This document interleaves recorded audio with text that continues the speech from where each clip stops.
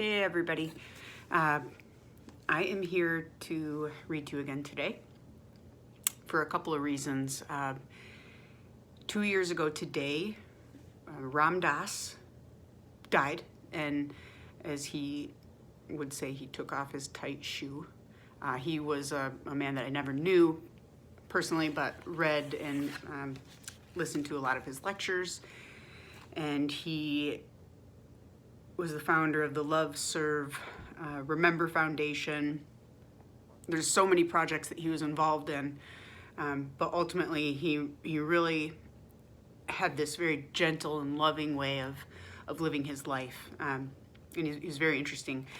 So this book called Polishing the Mirror really helped me with so much and through so much, and it came to my attention lately. I've noticed so many posts regarding loss, animals and family members and friends, and it just is gotten to be too much to not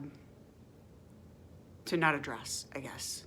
I've suffered serious loss, and I know lots of people who have, and it doesn't always look the same, and we don't always handle it the same.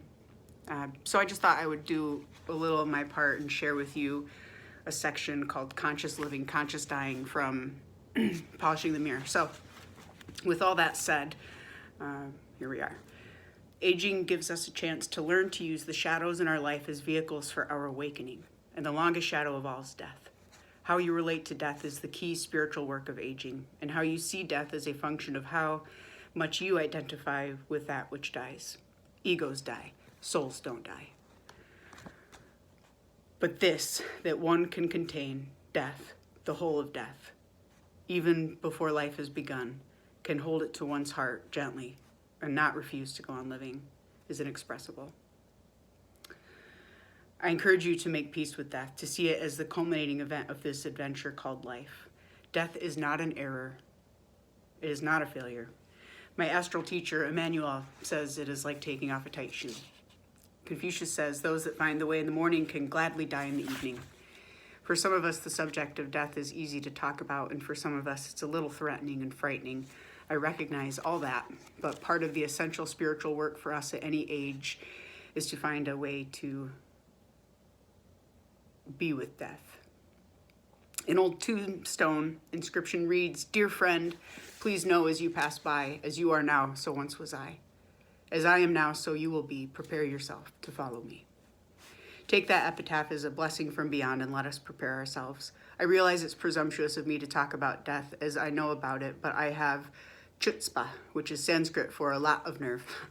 In my meanderings through realms of consciousness over the past 50 years, something happened to me that changed my attitude toward death.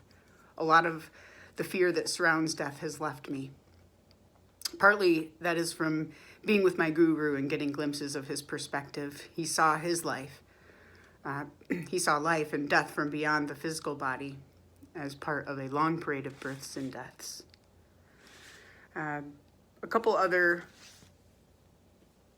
just small, short thoughts that he shares.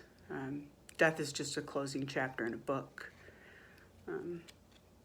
It's important to do spiritual practice when we are healthy so that we remain centered in the spirit when we are not.